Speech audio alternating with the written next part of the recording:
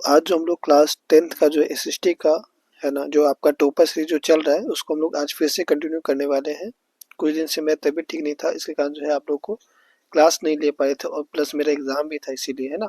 और अभी भी अब एग्जाम है, फिर भी मैं कोशिश करूँ आपको वीडियो प्रोवाइड करूँ, है ना। 7 तारीख को मेरा एग्जाम खत्म हो रहा है ना, तो 7 के बाद जो आपको रेगुलर क्लास मिलेगा, है ना। फिलहाल अभी कुछ 1-2 वीडियो ही आ पाएगा, है ना।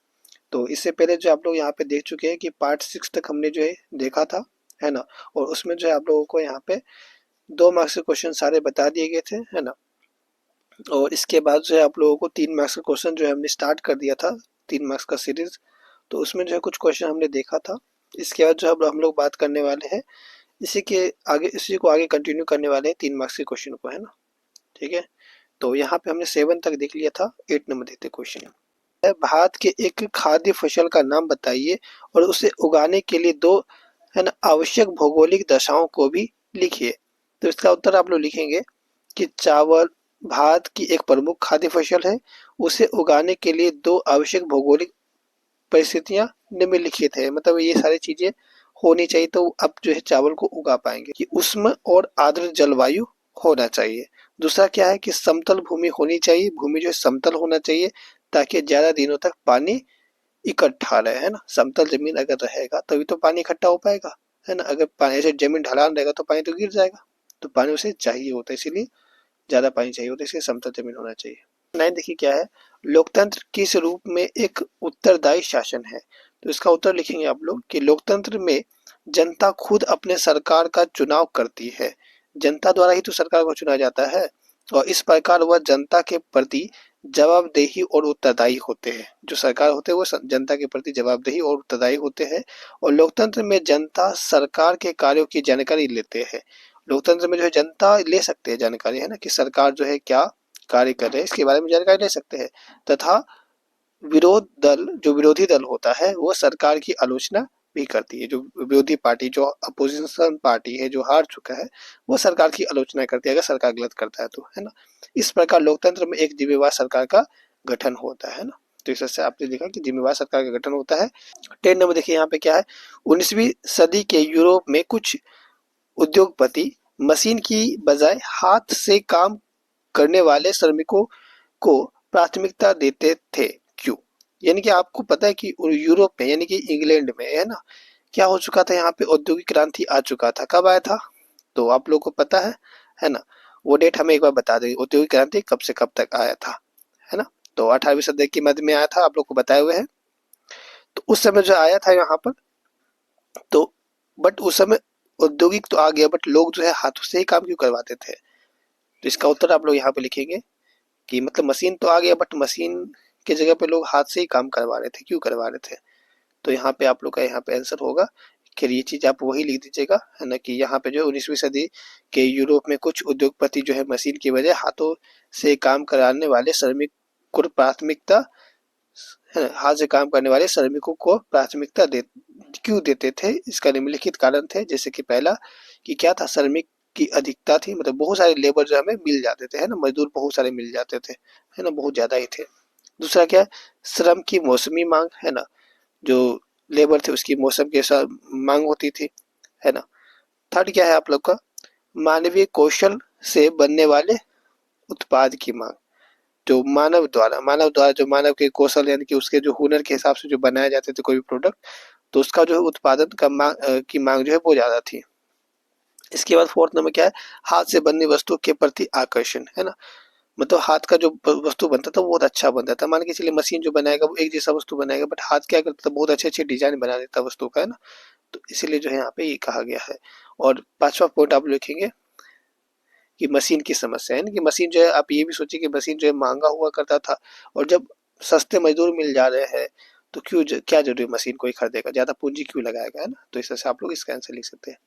इसके बाद 11 नंबर क्वेश्चन हमारे यहाँ पे क्या है, ये पवन ऊर्जा पर टिप्पणी लिखी है ना। तो इसका उत्तर लिखेंगे आप लोग कि बहती वायु से उत्पन्न की गई ऊर्जा को पवन ऊर्जा कहते हैं, और वायु एक नवीकरणीय ऊर्जा स्रोत है। पवन ऊर्जा बनाने के लिए हवादार जगहों पर पवन चक्कियों को लगाया जाता है। तो टरबाइन जो है यहाँ पे लगा दिया जाता है। फिर से बनाते हैं टरबाइन का फिगर, है ना। मान के चलो आप ऐसा कुछ, है ना, ऐसा ये टरबाइन जो है गोल गोल घसता है यहाँ पे, है ना। यहाँ पे पूरे तेजी से हवा चलता है क्योंकि यहाँ पे नदियां होती है। तो इस तरह से जो आपने देखा यहाँ पे, क्योंकि ये नवीकरणीय ऊर्जा स्रोत है, ये कभी खत्म होने वाला नहीं। पवन कभी खत्म होगा क्या? नहीं। और ये हवादार जगहों पर जो है ये चक्की लगाई जाती है ना, जिसकी मदद से क्या की जाती है, ऊर्जा उत्पन्न की जाती है ना। तो ऐसा आप लोग लिख देंगे। व्यापार और निवेश नीति का उदारीकरण वैश्वीकरण प्रक्रिया में किस प्रकार सहायता पहुंचाती है? किन्हीं तीन प्रक्रियाओं का उल्लेख करें, है ना। तो इसको समझते हैं। तीन प्रक्रिया निम्नलिखित है। सबसे पहले आप लोग लिखेंगे, पहला कि विकसित देशों की बड़ी बहुराष्ट्रीय कंपनी, मल्टीनेशनल कंपनी होती है, वो क्या करता है, छोटे जो उत्पादक होते हैं, जो छोटे छोटे जो बनाते हैं, है ना, प्रोडक्ट को, उसे क्या करता है, वो ऑर्डर देता है ना। जैसे कि मानो यहाँ पे वस्त्र का, है ना, जूते चप्पल एवं खेल के सामान, है ना, जैसे यहाँ पे जैसे होगा ना, जैसे उद्योग है जहाँ विश्व भर में बड़ी संख्या में उत्पादन किया जाता है ना। और यहाँ से जो आप देखते हैं कि यहीं से जो है सारे छोटे छोटे लोग ऑर्डर दे करके ये लोग बनाते हैं, और इसी से जो है लेकर के वो लोग क्या करते हैं, विश्व में पूरा इस सामान को बेचते हैं। यहाँ पे देखेंगे कि बहुराष्ट्रीय कंपनी को इन उत्पादकों की आपूर्ति की जाती है ना, मतलब उनकी जो है ना, जो भी आपूर्ति है, मतलब उन्हें जो चाहिए होता है वो पूरा की जाती है, और फिर क्या की जाती है, उन्हें उन्हें अपने ब्रांड नाम से ग्राहकों को बेची जाती है ना। और वो इन्हीं लोगों से लेकर के, ग्रामीण लोगों से ही लेकर के क्या करता है, बस उसमें अपना ब्रांड लगा देता है और उसे जो है पूरे विश्व में बेचता है ना। इसके बाद नेक्स्ट यहाँ पे देखेंगे क्या है कि बहुराष्ट्रीय कंपनियां के निवेश का सबसे आम रास्ता स्थानीय कंपनी को खरीदनी और उसके बाद उत्पादन का प्रसार करना है ना। इसके बाद यहाँ पे देखेंगे क्या है, राजनीतिक दल के प्रमुख कार्य क्या है।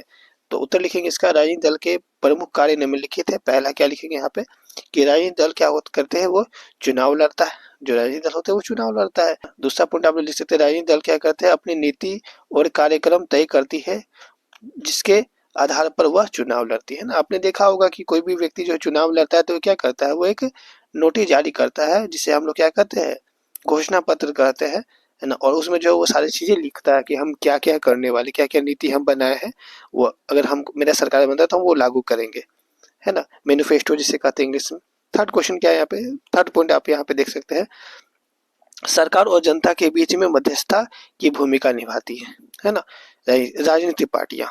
फोर्थ पॉइंट आप यहाँ पे देख सकते हैं कि सरकारी योजनाओं के बारे में जनता को जानकारी देती है ना, मतलब सरकारी जो भी योजना है वो राजनीतिक पार्टी क्या करती है, उसे लोग तक बताती है।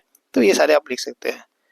इसके बाद आप लोग नेक्स्ट देख रहे हैं यहाँ पे 40 नंबर क्वेश्चन क्या है, सूचना का अधिकार कानून लोकतंत्र का रखवाला है कैसे, है ना। ये इंपॉर्टेंट क्वेश्चन है, बहुत इंपॉर्टेंट है। इसका उत्तर आप लोग लिखेंगे कि लोकतंत्र में जनता को यह अधिकार होता है कि वह सरकार द्वारा चलाए जा रहे विकास कार्यों की सही जानकारी रखे, है ना। मतलब सरकार जो भी चला रहे हैं, है ना, उसके बारे में उसको जनता को तो मालूम होना चाहिए ना। तो अब यहाँ पे देखते हैं कि इसी उद्देश्य से 2005 में क्या किया गया, सूचना का अधिकार का एक कानून बनाया गया ताकि विकास कार्यों में विलंब, सही तरीके से धन का व्यय नहीं होने तथा, यानी कि घटिया, यहाँ पे ठीक है, घटिया काम होने की स्थिति में कोई भी यह जानकारी ले सकते हैं कि, है ना, कि इसमें जो है कौन कौन जिम्मेवार है। मान के चलिए सरकार है वो कुछ गलत काम कर रहा है ना। तो हमें क्या है कि हमें एक 2005 में एक अधिकार मिल गया था कि हम जो है जान सकते हैं कि सरकार जो भी काम कर रहा है ना, इसमें इस गलत काम में जो कौन कौन शामिल है ना, हम लोग जान सकते हैं। तो इससे होगा कि जो भी जिम्मेवार है ना, इसका जो भी गुनहगार है वो पकड़ा जाएगा। तो ये चीजें फायदे है हमारे लिए, है ना। ठीक है, जैसे पारदर्शिता भी आप कह सकते हैं। 50 नंबर क्वेश्चन यहाँ पे देखते क्या है, ईस्ट इंडिया कंपनी ने भारत में बुनकरों पर निगरानी रखने के लिए गुमास्ता को नियुक्त किया था, है ना। संक्षेप में वर्णन करें। तो ये काफी इंपॉर्टेंट क्वेश्चन है, ये भी वेरी वेरी इंपॉर्टेंट है। इसका उत्तर लिखेंगे आप लोग, ईस्ट इंडिया कंपनी ने भारत में बुनकरों पर निगरानी रखने के लिए गुमास्ता को नियुक्त किया था, और ईस्ट इंडिया कंपनी भारत में वस्त्र पर अपना एकाधिकार स्थापित करना चाहता था, और कंपनी ने बुनकरों पर निगरानी रखने या फिर माल एकत्रित करने और कपड़े की गुणवत्ता जांचने के लिए जो है वेतन भोक्ता कर्मचारी तैनात कर दिए थे, जिन्हें गुमास्ता कहा जाता था, है ना। इनके ये पहले वेतन भोक्ता थे, है ना। इसके बाद इसे क्या किया गया, गुमास्ता के रूप में जो है वो कपड़े के फैक्ट्री के जो भी लोग होते थे जो कि उत्पादन करते थे, उन लोग का निगरानी में लगा दी, ताकि वो जो है वस्तु को किसी दूसरे को ना बेच पाए, है ना। और कुछ ऐसा सरकार के खिलाफ, जो अंग्रेज सरकार है उसके खिलाफ ऐसा कुछ एक्शन ना ले वो लोग, है ना। इस बीच में होता है क्या था कि गुमास्ता और जो है, जो हमारे बुनकर थे उन लोग के बीच में झगड़ा भी हो जाता था, ठीक है। ये सब बातें भी आप यहाँ पे ऐड कर सकते हैं ना। तो इसके बाद का जो भी क्वेश्चन है वो आपको नेक्स्ट पार्ट में मिलेगा, यानी कि पार्ट 7 में। तो आप लोग क्या करिए, ज़्यादा से ज़्यादा कमेंट करिए, ताकि जो मैं कोशिश करूंगा कि कम से कम जो है 20 से 25 मिनट का वीडियो आप लोग को प्रोवाइड करूँ, है ना। ठीक है, तो जितना ज़्यादा कमेंट करेंगे आप लोग, तो कोशिश करूंगा नेक्स्ट वीडियो जो है 20 से 25 मिनट का रहे, ताकि ज़्यादा से ज़्यादा क्वेश्चन आ पाए, ठीक है। तो चलिए जल्दी मिलते हैं नेक्स्ट वीडियो, तब तक जय हिंद, जय भारत।